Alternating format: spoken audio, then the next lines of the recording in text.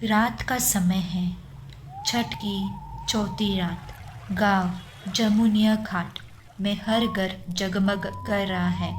हर घर के आंगन में दिए जल रहे हैं। पर वनहार तालाब के चारों ओर अंधेरा है।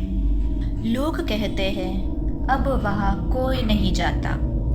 पर उस रात एक लड़की आई, मीनल। शहर से आई थी छठ पर अपनी नानी के गांव। उसे नहीं पता था इस तालाब की कहानी। नानी ने कहा था, बिटिया शाम ढलते ही उधर मत जाना। पर मीनल ने हंसते हुए जवाब दिया, नानी अब वो पुरानी बातें हैं, भूत वूत कुछ नहीं होते। रात के 10:30 बजे वो अपने कैमरा के साथ तालाब की तरफ निकल पड़ी। सोचा था पुराने घाट का वीडियो बनाएगी, रियल हॉरर स्टोरी के नाम पर अपलोड करेगी। लेकिन जैसे ही वो तालाब के पास पहुंची, चारों तरफ एक अजीब सी ठंड छा गई। पानी से भाप उठ रही थी और किसी ने बहुत धीमी स्वर में गाना शुरू किया। केलवा के पात पर उगलन सूरज देव। मीनल डर गई। कौन है वहाँ? उसने टार्च चलाई, पर रोशनी पानी में पड़ते ही बुझ गई।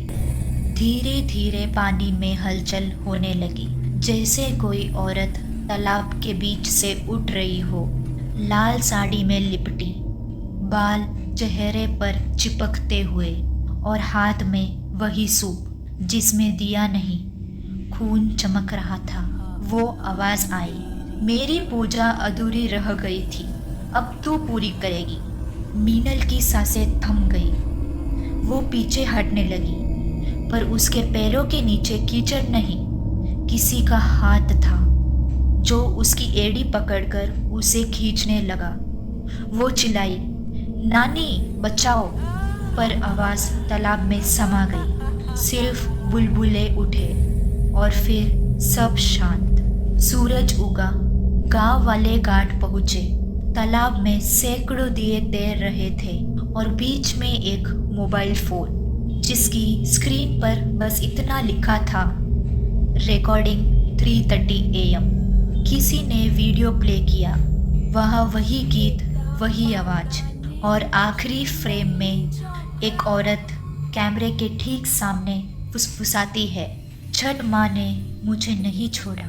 आज भी अगर कोई वनहर तालाब के पास दिया जलाने जाए तो ध्यान रखना, हवा में अगर गीत सुनाई दे पीछे मत मुड़ना, क्योंकि वह सिर्फ श्रद्धा नहीं, एक आत्मा भी अर्घ्य मांगती है अपनी अधूरी व्रत के लिए। और अगर तुम्हारे सूप में कभी कीचड़ मिले तो समझ लेना अब तुम्हारी बारी है। केलवा के पात पर उगलन सूरज देव। अगर आपको ये कहानी पसंद आई हो तो लाइक और सब्सक्राइब ज़रूर कर देना। आपके लिए ऐसी ही नई नई कहानी लेकर आऊँगी।